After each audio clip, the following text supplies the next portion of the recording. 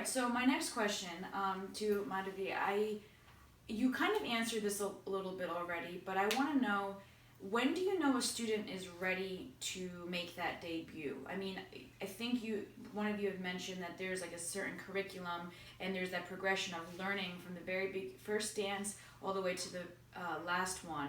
So is it assumed that once you learn all the choreography, you're ready to go on stage? Not really.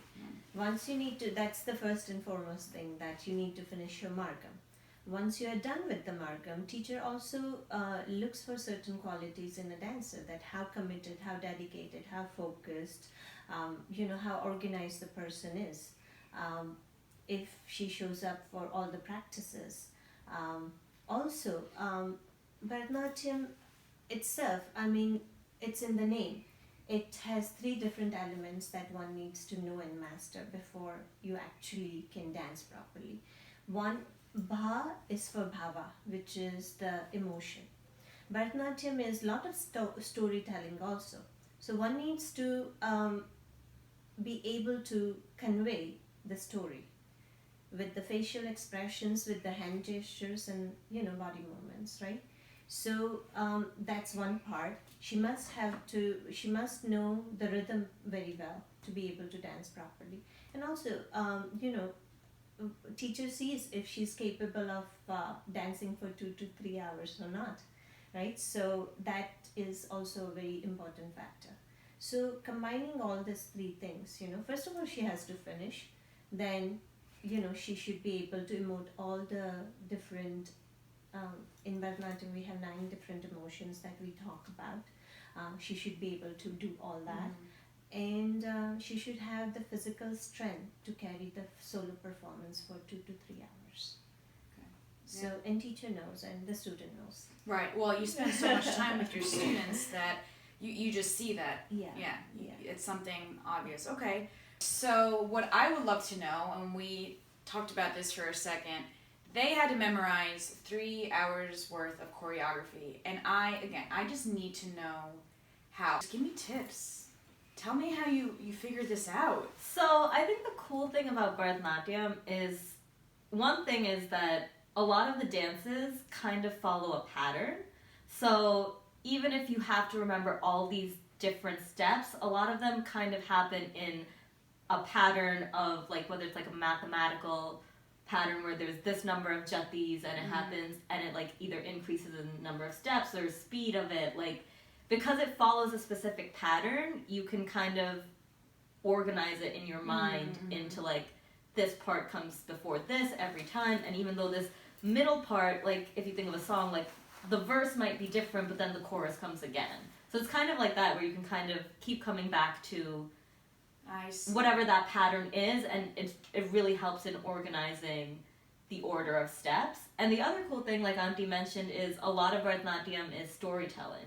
So I feel like when you're telling a story, you automatically can remember it better because it's not just a step, it's not just a movement. You're literally telling a story to the audience. Right, so you need to know what happens next. Yeah, exactly. Right? So a lot of the movements will represent something, right. And if you just remember that story and you tell that story to yourself and to the audience, it becomes a lot easier. Like, for example, the middle big piece is 30 to 40 minutes long, the Varnam, and that is we did our Varnam on telling the story of Meenakshi, but it feels like 40 minutes of a dance. Like, how do you remember that? But like, you're just telling someone's life story and representing it through dance, so it becomes kind of not that bad to remember because it's just telling a story. That makes so much sense. Yeah. And again, it's taught over a period of time. Bharatanatyam is one of the most structured program that you can ever find. So the way it's taught is, it's very logical. First of all, you do 1 step and then you go 2 steps and you practice 1 and 2 steps for a while. Then you do 1, 2 and 3 steps and you practice 1, 2 and 3 steps for a while. And then you add the 4th one and then you practice 1, 2, 3 and 4. A lot of repetition. We are talking about 8 to 10 years of training. And as she said, the storytelling part is the most interesting part, where, for an example, if you are doing Aladdin or Frozen, you know the story, you know the dialogue that happens between 2 characters. So all you are doing is just thinking about the story and executing it. So it's It's a very structured program. There's nothing to be scared of. It happens gradually, and everybody gets it. Okay.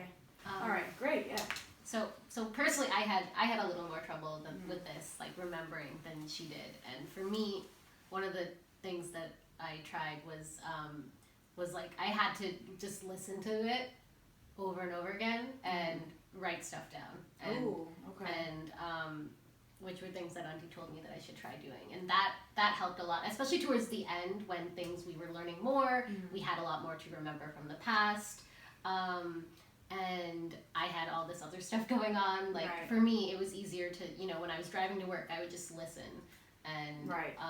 And that was something that was helpful. Yeah, I know for when I used to perform, listening to the piece in the car It's a very on a crucial drive, thing, even yes. if I was just going to Target, I'd have one segment on and I'd listen to that, and I'm imagining myself performing Yes. it, and that's I think what built my performance skills a lot. Mental Me in run-throughs the are car, everything, yeah. Mental run through, yeah. Yes. But writing down is another great skill. You have to know exactly, only you're going to be looking at it, right? No, Yeah. it's not like graded, or anything. So you writing those things down, that makes a lot of sense. And I think great. also in our case, writing down the stories is important and really helpful, because a lot of the times the songs we'll be dancing to isn't in a language we understand. Yeah. We speak English and Hindi, but most Carnatic music is not in Hindi because it's from the south. So Auntie would give us the translations in English, and because it's a different language, the way like things are structured, the order of sentences or phrases isn't the same. So if you kind of rewrite that story in a language that you understand and connect with more, then you can connect to the story more. Whereas, Of course. Yeah, no, of course. That makes a lot of sense. Great. So now what I would like to know is, and you've seen a couple of snippets that I just pulled up on the screen of them dancing, and there's a lot that goes into this. And I want to know, what is the production of an Arangetram? where to start? I guess the two big ones are where you're going to have it, the venue, and the musicians. Now, is that mandatory to have live musicians? It's not mandatory, but I feel like it's kind of takes the Arangetram to a whole new level, because like part of the beauty of Bharatanatyam is your feet are making music to the musician's music, and you're kind of dancing and together, making music together. Like Art. it's this, and it's kind of like, like when you have a track that you dance to, you know exactly what's gonna happen when. It's like, but when it's a live musician, like there's that like human touch to it, right? which can also sometimes lead to human error, but like it's kind of like part of the fun of being a Bharatanatyam dancer, that something might be different than what you rehearsed, but you just know what happens next, or how to reframe your dance to still be what you practiced. Right. Like it's So beautiful. it's just Oh like my this gosh, whole so other beautiful. level, Yeah. which is It's great. transcendent. Yeah. Yeah. It's I love that. I Yeah. love that there was live music, and it was so beautiful. I remember the first, it was about 5 to 10 minutes of the singing and just music before you two even came out, yeah. and I was in another world. Yes. I was in another world, and I was just, it was just, I honestly, I'm speechless because I think about it, and it was such a wonderful experience. And if you've never seen an Arangetram before, I suggest finding your friends who do take Bharatanatyam and go and invite yourself to go and see this, because it is just a stunning event. And yes, the live music all made a difference. And you're right, there's that human art form that is happening, and it's like almost like human error could happen, but that's where the beauty of improvisation comes Exactly. in. Yeah, And like exactly. feeling more in the movement, Yeah. more in the moment. Yeah. So besides for Yeah, so there's music. those two things, along with, at least being in America, our musicians came from India, so you have to think about where they're going to stay. You have to think about what you're going to feed them. Like, there's that whole aspect of, you know, making sure your musicians are comfortable and cared for, because they also, when they come from India, they don't just do our Arangetram. Like, they'll have another Arangetram they're rehearsing for the day after your Arangetram. Like, they are amazing because they are learning your music in a week of rehearsals. Like, it's very impressive. And then there's also decorations. And with that, you can either, some people go huge on the decorations. It can be a really extravagant event. We decided to go a little more low-key and just, like, we bought decorations ourselves, used stuff from home, just kind of. But with decorations, there's always, like, a table with Ganeshji for, like, when people come in. There's also the stairs that are actually on stage that has Ganeshji and Nadraj, and that's where you offer the flowers to get your blessings, like, during the first dance of the performance. So there's a lot of like base decorations that are a part of every Arangetram, and like how you do that is 100% up to you. And as far as like the actual dancer goes, when it comes to production, you have to get all your jewelry, you have to get your gungrus, you have to decide how many outfits you want to have, whether you want to have outfit chains, whether you don't, and get those made. You have to get a makeup artist because Bharatanatyam makeup is, and like even the difference between like stage and also for an Arangetram, you have a photo shoot done beforehand so that you can have pictures for your programs and, you know, just so you have pictures. Right. So you have, there's like different makeup for a photo shoot versus on stage. So it's important. Like originally, actually, I was like, you know, I'm a dancer. I've been dancing for a long time. I can do my hair and makeup, no problem. Right, and then I thought about it, and I was like, no, that's not happening. Especially the hair, because the hair they really literally sew in the different parts. Yeah. Like we had fake braids.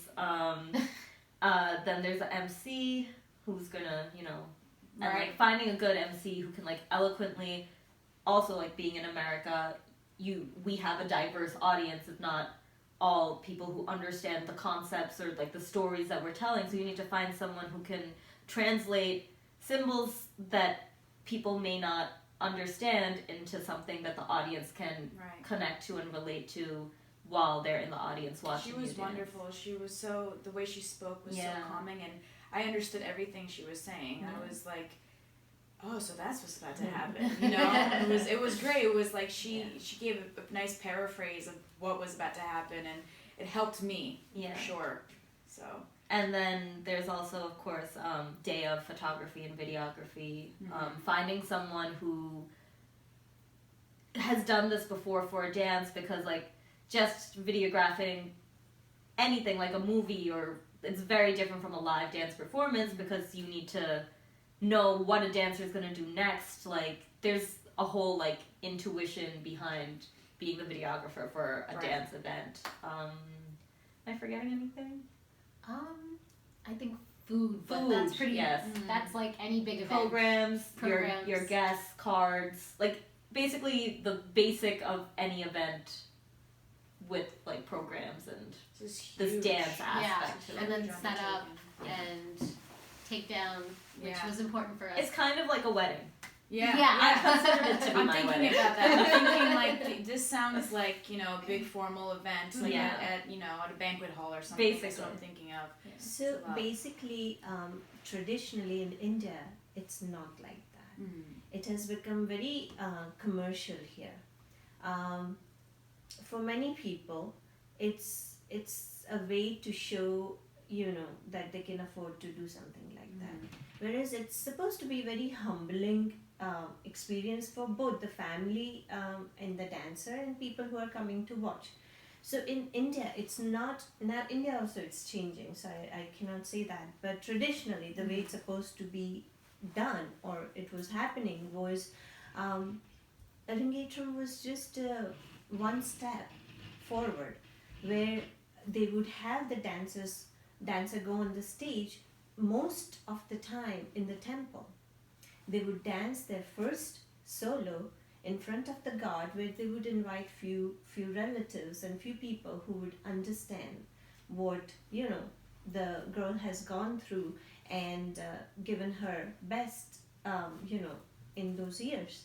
So here it's a huge event, whereas in India it's not that big of an event. It's not supposed to be like that. It's supposed to be a very humbling experience. So it's done with few people in the temple, in presence of More God. intimate, right? Yes, that's how it's supposed to be. Oh, well, us Americans, we can't help ourselves.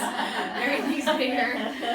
Everything's huge and extravagant here. And also in America, usually, like, the dancers will do the dance, and the parents or someone will do the planning.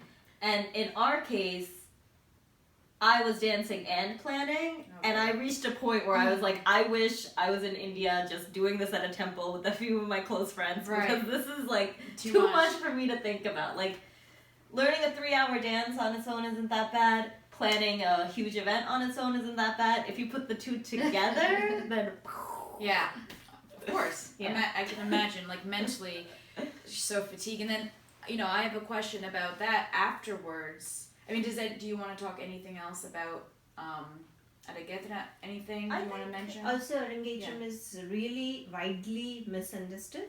People think that Arangetram, especially in US, that it's the end. She has done dance for 8-10 years and she's performing, and that's the end. But it's supposed to be the beginning of dancer's career. So this is just a starting point. She needs to grow more, learn more. And Bharatanatyam is such a wide subject where you can be, one lifetime, as I said earlier also, is not enough to learn everything and know everything about Bharatanatyam. That's so beautiful.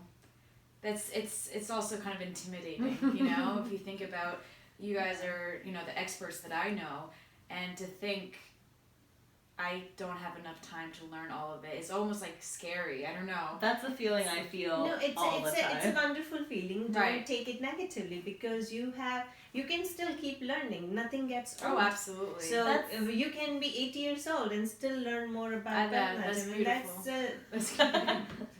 That's yeah, you're definitely going to be dancing until you're 80 and 90 for sure. But that's actually one of my favorite things about dance in general. Like, not just Bharatanatyam, like, there's always more you can do. And I love that there's no end goal, because, like, once you reach that end goal, where do you go?